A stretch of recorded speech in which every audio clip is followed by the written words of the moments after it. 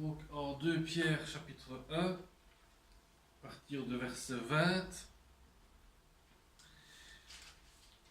Pierre nous dit, donc 2 Pierre 1, verset 20, sachez avant tout qu'aucune prophétie de l'Écriture n'est une affaire d'interprétation personnelle, car ce n'est jamais par une volonté d'homme qu'une prophétie a été apportée, mais c'est poussé par le Saint-Esprit que des hommes ont parlé de la part de Dieu.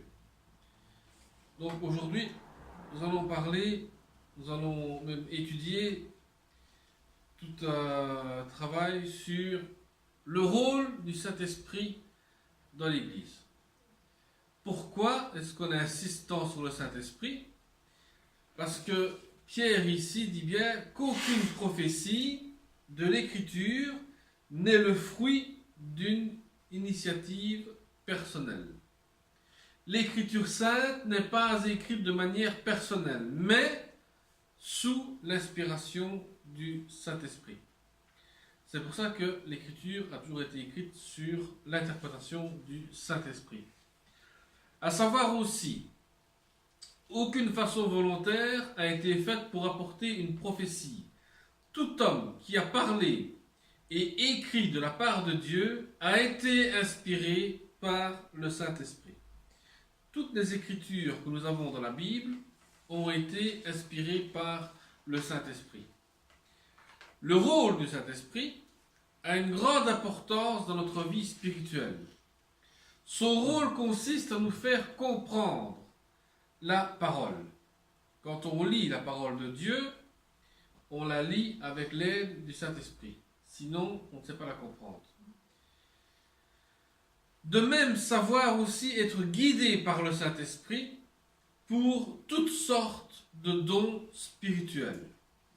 On a plusieurs dons spirituels, mais doivent être guidés par l'œuvre du Saint-Esprit. Sans le Saint-Esprit, les dons spirituels ne seront pas valides. C'est impossible. C'est l'homme qui fait les choses et non plus le Saint-Esprit.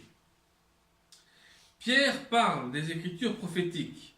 Elles sont bien entendu l'origine de Dieu et non de l'homme, puisque elles sont divinement inspirées par le Saint-Esprit. L'Écriture, ce n'est pas le fruit d'un travail de la création d'un homme, d'une invention, d'une imagination ou même d'une interprétation. Parce que tous les écrits que l'on a, les vrais écrits, sont en hébreu ou en grec, mais qui ont été traduits, mais pas interprétés. Donc ça qu'il faut bien comprendre, que l'écriture n'a pas été interprétée, ni même imaginée. Dieu a inspiré les auteurs, il leur a donné des dons. Il a collaboré avec eux en s'assurant que le message qui devait être transmis soit communiqué fidèlement. Pierre parle que tous les croyants doivent faire preuve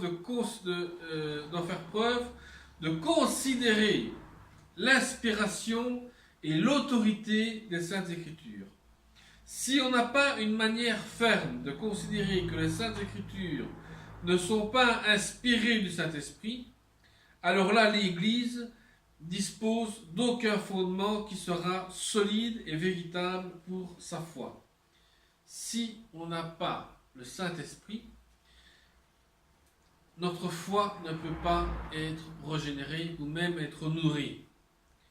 Parce qu'elle risque d'avoir une attitude sur le salut, aucune attitude aussi morale et sur le message à prêcher. Sans cette autorité, il n'y a aucune espérance en ce qui concerne le baptême du Saint-Esprit. Parce que si notre foi n'est pas basée sur l'œuvre du Saint-Esprit, on risque d'avoir un problème pour notre baptême dans le Saint-Esprit. On verra plus tard aussi. Le Saint-Esprit lui-même. Le Saint-Esprit a plusieurs sens figurés dans l'Ancien Testament, habituellement traduit dans l'hébreu « esprit ». Sous la signification, le Saint-Esprit est un souffle, ce qu'on a reçu. On a reçu un souffle de Dieu. Dès que le bébé sort du ventre de la mère, il commence à respirer, il a reçu le souffle de Dieu. C'est comme la création de l'homme, Dieu lui a insufflé son esprit. C'est aussi un esprit de vie, c'est un esprit de vitalité, c'est un esprit de créature vivante, c'est un esprit de puissance divine. Donc, le Saint-Esprit a plusieurs significations.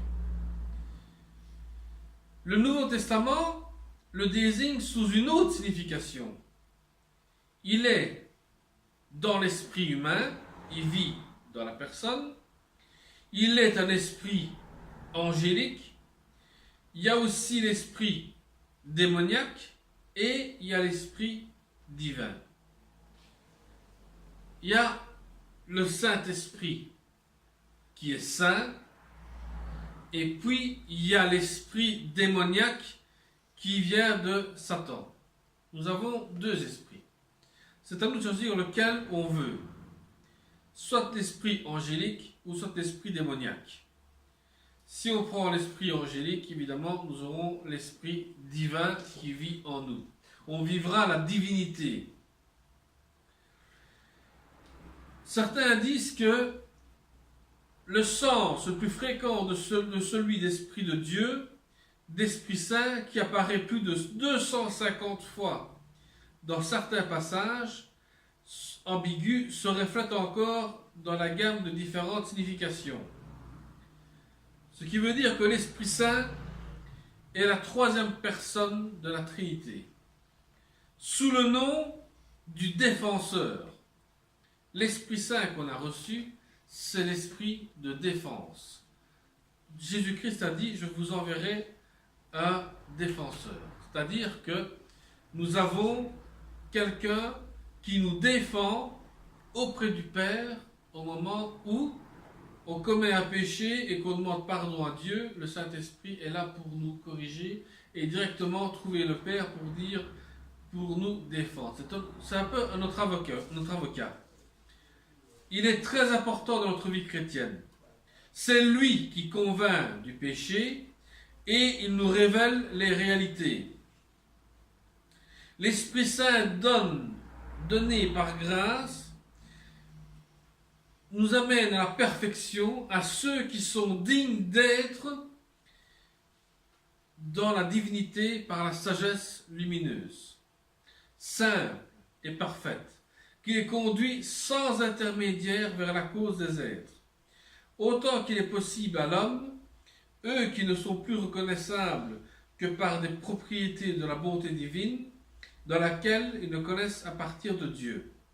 Ils connaissent Dieu à partir d'eux-mêmes, sans qu'aucun moyen des choses les sépare, car cette sagesse n'est pas un moyen terme par rapport à Dieu.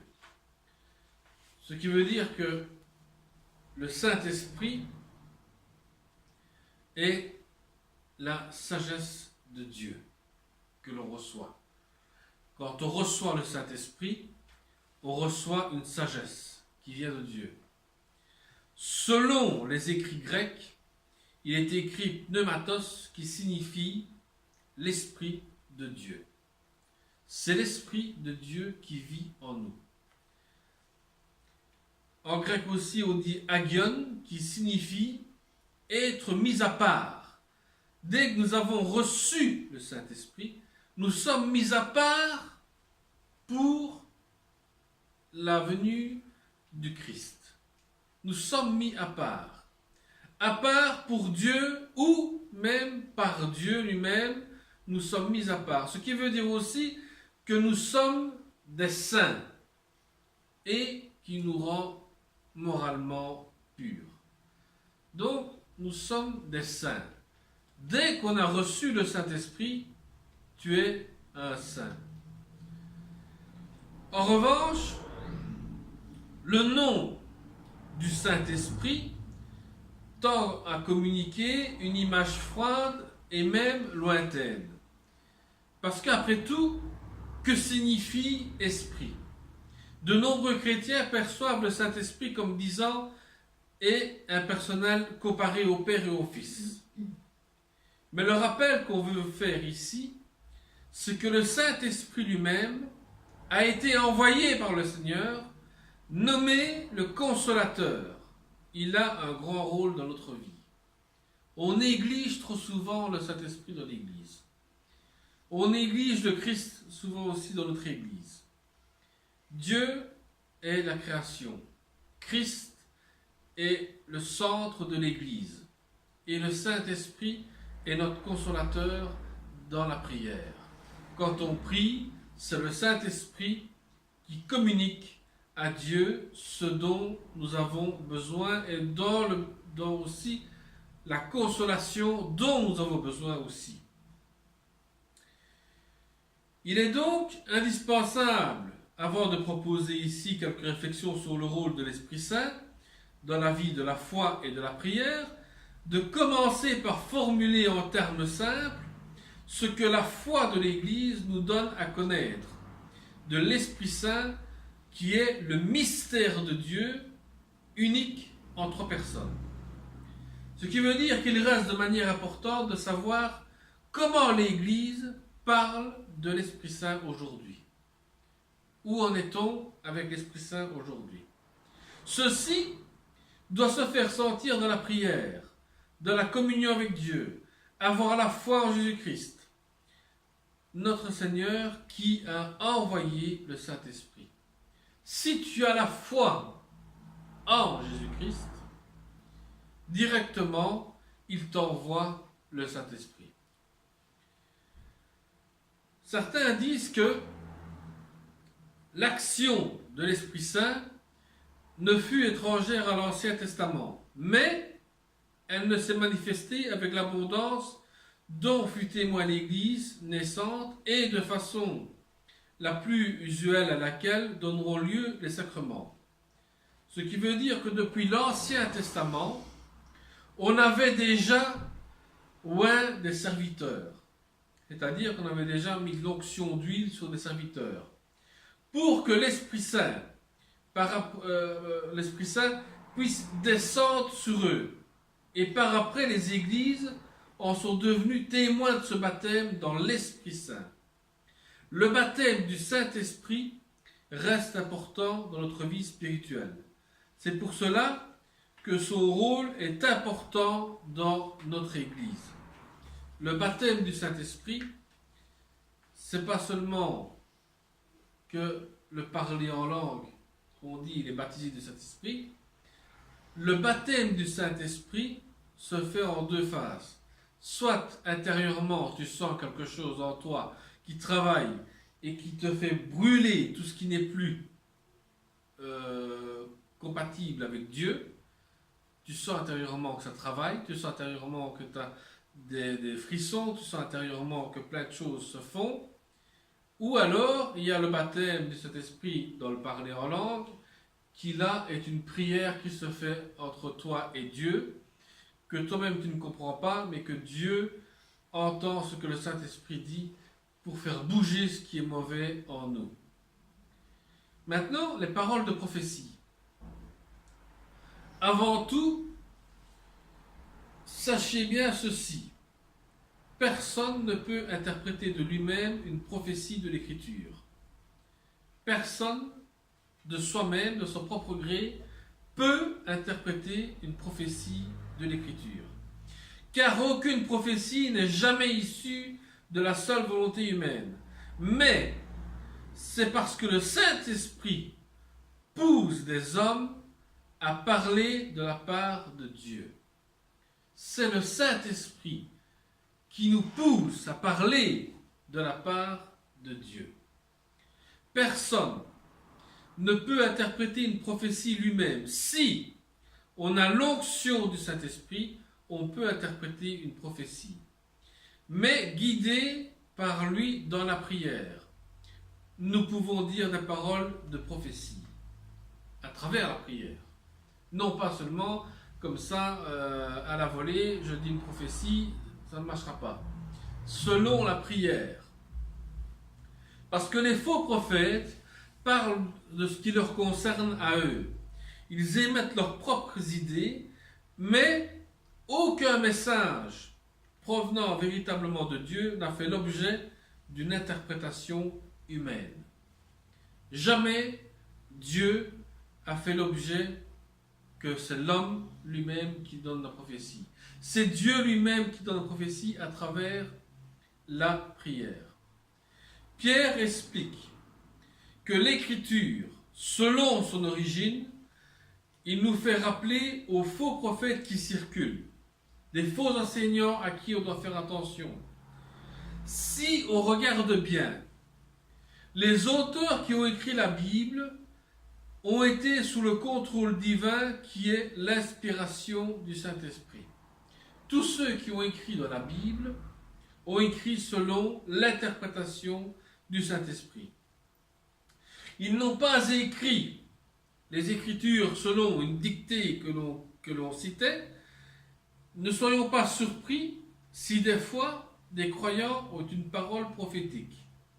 Une parole certaine qui est guidée du Saint-Esprit, mais pour cela, on doit être nourri par la prière. Et la parole de Dieu, parce que toute parole vient de Dieu. Tout ce que l'on dit, tout ce que l'on fait, vient uniquement de la parole de Dieu. Le verset qu'on a lu soutient des points de vue selon ce que Pierre dit au verset 20, que les prophéties provenaient bien de Dieu et non des prophètes eux-mêmes. Les prophètes ont prophétisé, mais selon ce que Dieu leur avait dit. La confirmation est claire. Tout vient de Dieu par l'œuvre du Saint-Esprit. Le chrétien doit être attentif en se nourrissant de la parole de Dieu. Et c'est pour cela que le baptême dans le Saint-Esprit est le rôle important dans notre vie chrétienne. Le baptême du Saint-Esprit. Le baptême du Saint-Esprit a commencé en acte 1, où Jésus disait à ses disciples de ne pas partir de Jérusalem, parce que la promesse du Père allait arriver, qui était le Saint-Esprit, ce qui sera pour eux une puissance de pouvoir rendre témoignage de Jésus-Christ. Le baptême du Saint-Esprit, dès que tu le reçois, tu deviens témoin de Jésus-Christ. Tu vas enseigner Jésus-Christ avec l'aide du Saint-Esprit. Avant son départ, Jésus rappelle la parole prophétique de Jean-Baptiste, qu'après une légère variante significative, Jean avait prédit que celui qui viendrait après lui baptiserait du Saint-Esprit. Jean a baptisé d'eau pour dire que ton corps est lavé de ton péché, mais par après viendra le Saint-Esprit pour que tu puisses témoigner de qui est Jésus-Christ. Alfred Kuhn lui dit que, d'après lui, Jésus baptiserait du Saint-Esprit, mais Jésus a envoyé le Saint-Esprit. Celui dont vient du Père, pour nous remplir afin d'être témoins et d'opérer selon l'aide du Saint-Esprit. Donc ce qui veut dire que tout ce que nous faisons et tout ce que nous voulons faire vient du Saint-Esprit. Tout vient de là. Le Saint-Esprit est quelque chose qui nous aide intérieurement à comprendre ce qu'on n'arrive pas à comprendre. Le Saint-Esprit est là pour nous donner la sagesse. Le Saint-Esprit est là pour nous guider dans la prière. Le Saint-Esprit est là pour nous protéger, pour nous défendre, pour nous consoler. Il est là pour toutes sortes de choses. Le chrétien lui-même est habité par l'Esprit. Mais son action n'est pas celle de l'Esprit Saint. Elle est la sienne propre, parce qu'il a été transformé par l'action de l'Esprit. Dès que quelqu'un est baptisé, qui a reçu le Saint-Esprit, il est transformé par l'action du Saint-Esprit. Dès qu'on reçoit le pardon de Dieu, quand on demande à Dieu avec repentance et cœur sincère devant lui, l'action de l'Esprit vient directement travailler le cœur. Donc, notre esprit est renouvelé par le Saint-Esprit lui-même. Donc, on reçoit la purification de nos péchés. Quoi que l'on fasse, quoi que l'on a fait, tout ce que l'on sait, c'est qu'à un moment donné, dès que la personne s'est donnée au Seigneur, tout ce qu'il a commis a été pardonné et il est transformé en nouvelle créature. Et puisque si on lit dans Jean 3, Jésus avec Nicodème, celui qui ne naît pas de nouveau ne peut entrer dans le royaume de Dieu, nous sommes tout à fait d'accord qu'on doit passer de la vie à la mort. C'est-à-dire reconnaître Jésus comme personnel sauveur, reconnaître nos fautes, alors après faire la nouvelle naissance, comme Jésus dit, d'eau et d'esprit. Baptême d'eau et par la suite le baptême du Saint-Esprit. Arrive ensuite. La promesse est formelle. Christ baptise les siens du Saint-Esprit. Et ce baptême est indispensable à tout vrai disciple. Il est donc absolument nécessaire que nous sachions ce que le baptême de l'Esprit et comment nous pouvons le recevoir. Parce que le rôle du Saint-Esprit lui-même, dans Acte 1, verset 8, dit « Mais vous recevrez une puissance lorsque le Saint-Esprit viendra sur vous. Et vous serez mes témoins à Jérusalem, dans toute la Judée, dans la Samarie et jusqu'aux extrémités de la terre. » Ce qui veut dire que le Saint-Esprit parcourt toute la terre, toutes les régions. Le rôle du Saint-Esprit n'a aucune limite. Il est vraiment exceptionnel. Il donne quand même du courage, de l'audace, la confiance et la clairvoyance. Le Saint-Esprit a ces 4 rôles-là. Te donner du courage dans les épreuves, de l'audace à comprendre que Dieu est là, donner la confiance dans ce dont tu dois faire et la clairvoyance. Et nous, comme disciples, on a besoin pour accomplir les missions que Dieu nous confie à chacun de nous. Dès qu'on accepte Jésus-Christ comme personnel sauveur, on reçoit directement l'Esprit Saint qui agit dans la personne. Dès qu'on a reçu le Saint-Esprit, on a reçu une puissance de pouvoir témoigner partout qui est Jésus-Christ. Plus on est rempli de l'Esprit Saint, plus on a de la puissance de témoigner et de faire produire du fruit. Le fruit, c'est notre témoignage. Comment est-ce qu'on témoigne que Jésus-Christ a fait les choses? Certains disent qu'à l'entrée du récit des Actes des Apôtres, Luc, qui a écrit les Actes des Apôtres, affiche sa valorisation théologique de l'histoire. C'est-à-dire que la force de Dieu n'est pas à guetter dans l'avenir, mais c'est discerner dans un témoignage que habite la puissance de l'Esprit de Dieu, le Saint-Esprit. C'est ce que l'on voit dans le rôle du Saint-Esprit. Il nous lie à Jésus-Christ pour que nous soyons à l'intérieur de nous-mêmes semblables à lui. Le Saint-Esprit veut que l'on ressemble à Jésus-Christ. C'est pour ça que Paul dit « Soyez mes imitateurs ». Non pas imiter Paul, mais imiter comment le Christ, lui, vivrait sur terre. En lisant les Actes des Apôtres, les 2 premiers chapitres, on voit déjà le rôle du Saint-Esprit qui nous fait des témoins dans le monde entier, mais aussi de pouvoir prononcer des paroles de prophétie. Surtout, l'apôtre Pierre, dans sa lettre, explique bien et nous met en garde des faux prophètes qui parlent selon leur propre cœur et selon leur propre esprit, leur propre pensée. Pierre fait comprendre que l'Écriture ne voile pas le spirituel, mais permet à l'esprit de pouvoir faire comprendre l'Écriture dans sa profondeur. Les apôtres, tout comme nous, si nous sommes remplis de l'Esprit Saint, on obtient des lunettes spirituelles pour comprendre l'Écriture sainte.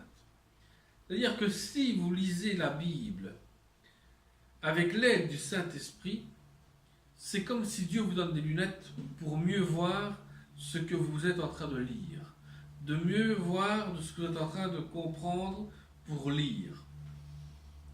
Mais nous devons résister toujours aux faux enseignements et un chrétien doit chercher continuellement à suivre les Écritures. Voilà, nous allons prier pour conclure. Seigneur, aujourd'hui encore, merci. Merci Seigneur parce que non seulement tu nous parles, mais non seulement tu nous guides. Guide par ton Saint-Esprit qui lui aujourd'hui a fait que nous puissions comprendre que ta parole, sans le Saint-Esprit, nous ne pourrons pas la comprendre. Seigneur, fais que ton Saint-Esprit se répande encore sur nous tous, afin que nous puissions comprendre et savoir expliquer quel est le rôle de ton Esprit dans nos églises. Car Seigneur, nous avons besoin de toi, nous avons besoin de ton Saint-Esprit.